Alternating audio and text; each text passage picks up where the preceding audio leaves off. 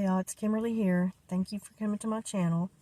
Well, today I'm going to talk about something that, usually I don't do a whole lot of deep dives. I usually do a little bit lighter subjects, but I'm going to address this issue because it is something that is, it's affecting the whole nation, and I've seen issues with this in my own life, and I'm going to talk about the border crisis. The border is being overrun. There's tens of thousands of people that have crossed it illegally, and I'm going to say the most reason is for, to make their lives better. They're coming to, they're looking for a better place to live, to be more prosperous, to have just generally a better life, and to put their kids into a better situation.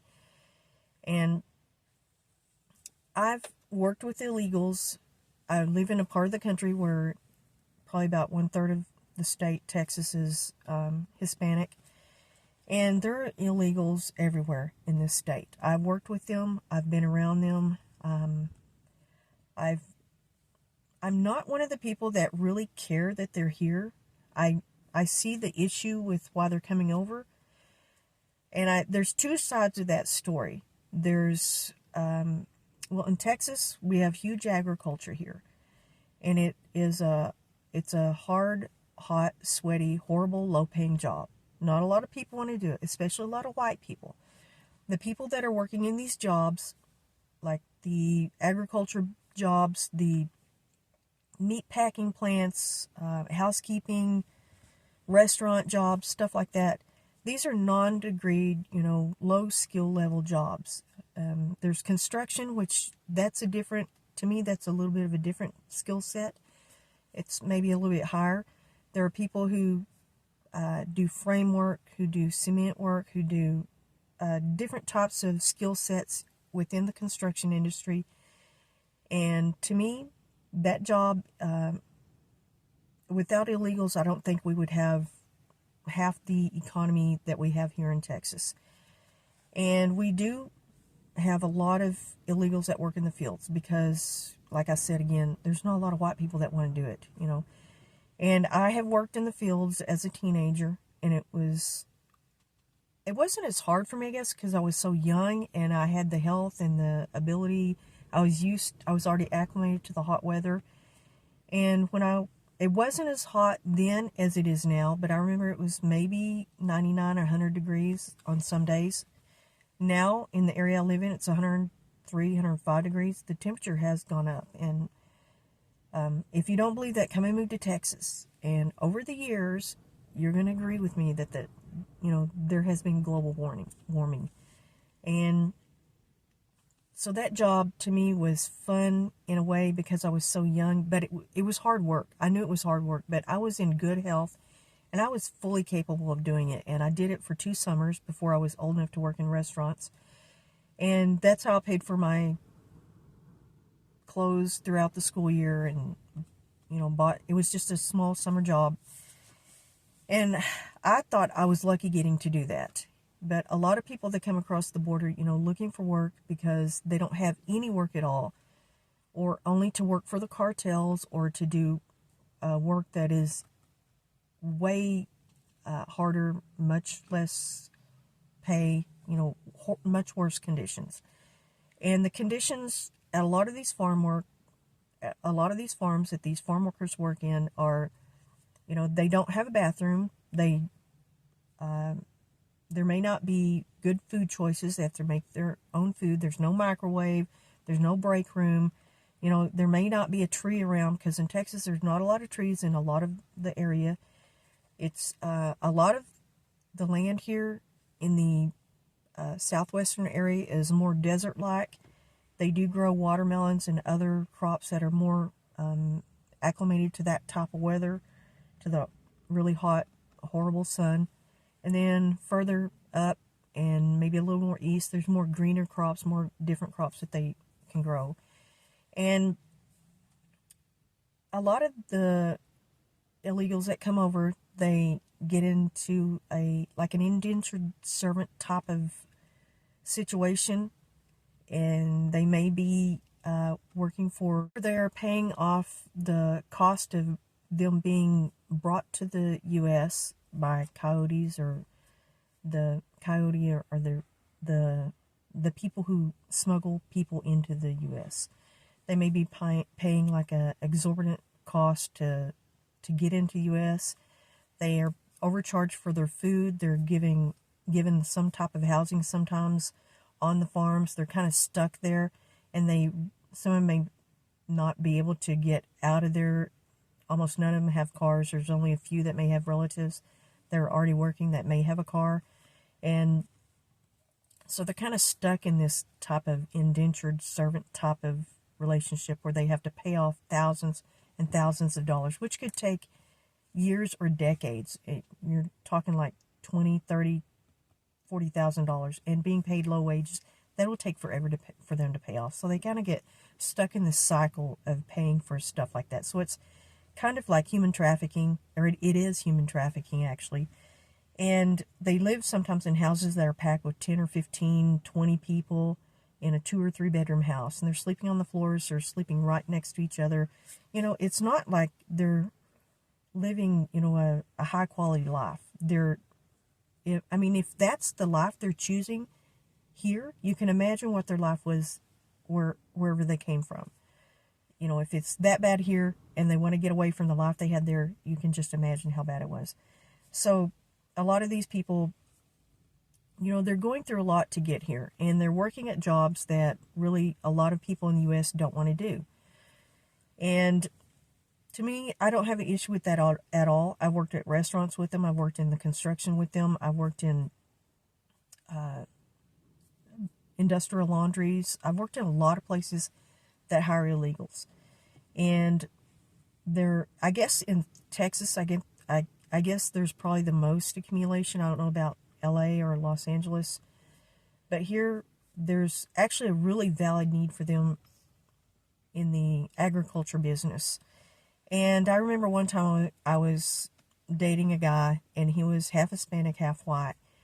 And we were at a restaurant, and this farmer sat down next to us, and then he kind of leaned over, and he got my boyfriend's attention, and he asked him, do you work in the fields? Do you know anybody, you know, any illegals? I can't get anybody, you know, I can't find anybody. I can't find enough workers, and I got to get this cotton, or this, he had cotton, I think he said corn, some other things. He had several, he had a large farm. He had a lot of different crops. And he was saying, I'm going to lose, you know, a lot of money if I don't get some of these crops brought in.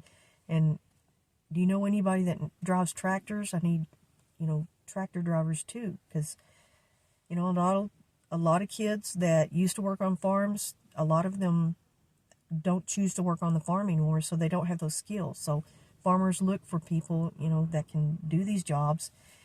And I think it kind of embarrassed my boyfriend because he was illegal. He was a legal citizen. He was born in the U.S. and he was a restaurant manager. And he was like, no, I don't know anybody. And that's happened several times that I've been in a public place with people who are Hispanic, and they have been approached by farmers. And that's not a situation that a lot of people have to face, but I've actually witnessed it, you know. And this was going on like 20, 25, going back 20, 25, 30, over 30 years ago. But throughout the years, there's several incidents that, you know, I've been in the situation to witness it. And if anybody has seen the video of the Utah Farm Bureau, I don't know if he was president or commissioner or something, I don't know what his title actually was, where he slapped one of the farm workers after the farm workers, they were having like a little meeting, and they were explaining to him, we need to get paid. They hadn't been paid for weeks. And they have family to feed, they've got bills to pay, they have, you know, their own issues going on. And he backhanded him, slapped him in the face, and it actually caused like some injury to his face, and he had to have medical assistance. And this guy, his name, I can't remember I think it was Ron Gibson. He was arrested, and I think that video actually was taken like sometime in 2023. But you know, that's a common scenario. A lot of times they aren't paid for weeks or not paid at all, And who can they complain to? So it's kind of like a situation where they're stuck in it and they're forced to just work for free sometimes. And I'm not going to not address the whole issue. There are issues that come with illegals, crime, sucking money out of the system, illegal substances being brought across the border.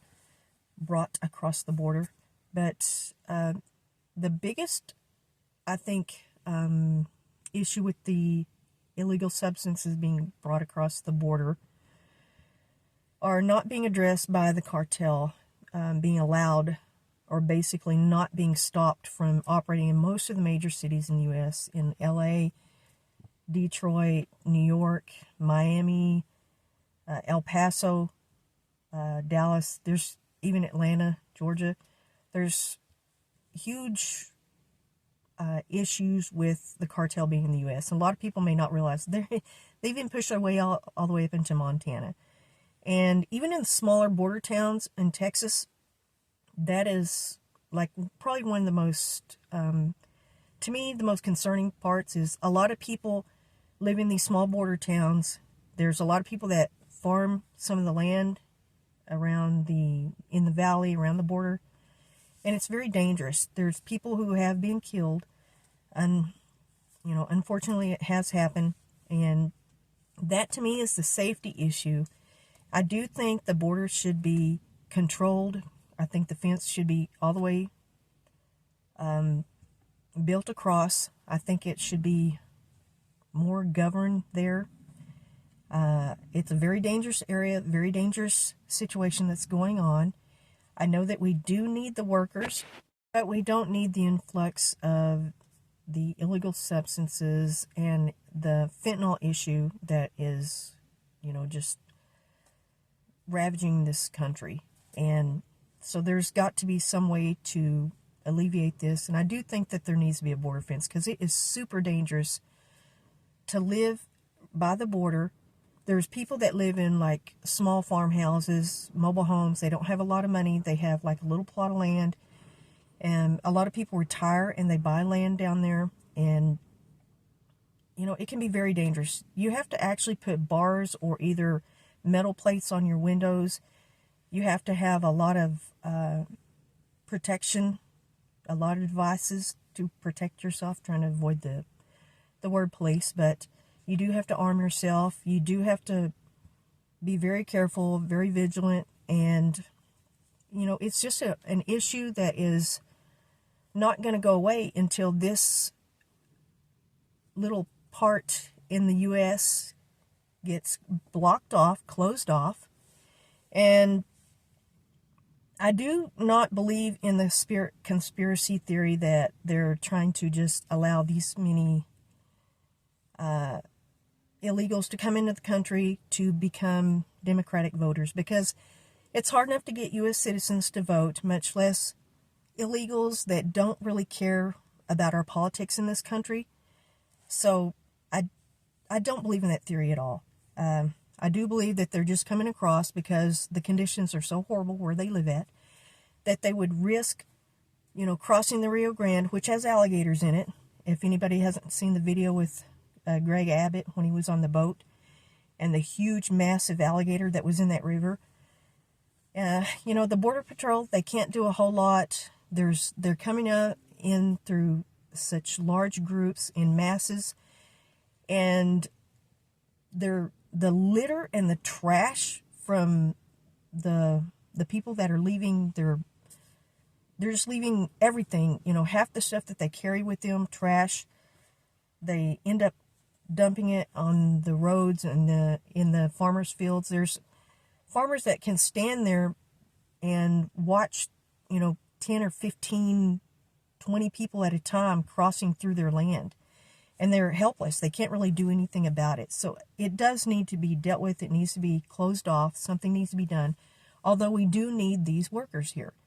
And there's not enough room in Texas for us to keep all these people here that are coming across. There's hundreds of thousands that have made it across the border in the past year. Or I'm not sure really, maybe the year or two. It hasn't it's only a little bit into 2024. But all that have crossed across in 2023 to 2024, there's no room. There's nowhere to put them just in the state of Texas. There's not enough, even if we divide them up into different cities, there's not enough federal help if they want us to just keep having these people come across the border. That's why they're being shipped to other cities that are sanctuary cities that have designated themselves as sanctuary cities. So they are going to be part of this train of people coming through until something's done to stop it. And without those people, again, certain industries here, especially in Texas, would, it would decimate certain industries, because a lot of us don't want to work in those industries. I don't want to do it. I did it before when I was younger, and it was horrible. And I actually tried to do it a few years back, a couple of years ago, I worked in an agriculture job, and I mostly worked indoors, but I did have to go out in the field a few times, and I was affected by it because of my age, and I had just gotten the COVID shot, and I had a lot of side effects, and I couldn't do the job. I ended up having to quit that job and work another job. And so this issue, it's kind of like I don't know, it's a really tough issue. It's, the border needs to be closed, but we do need those people. And I think there's a process. I know people get visas. I know they come across. There's daily workers that come across the border in El Paso. They live in Mexico. They come across every day to work at certain jobs. And I think, there's a better process they could set up for that, because there are people who get legal visas and they are allowed to work visas for months or so much time, and then they have to renew it, go through the process to renew their visa. And I just think that there should be more concentration on that to allow this process to be more streamlined, and it would alleviate a lot of other problems. And if employers there needs to be some connection working with employers that need those type of workers. I think there's a solution somewhere in there, but it's just not being looked at, and it's not being properly assessed. And that's pretty much my thoughts on that. Thank you all, and y'all have a nice evening.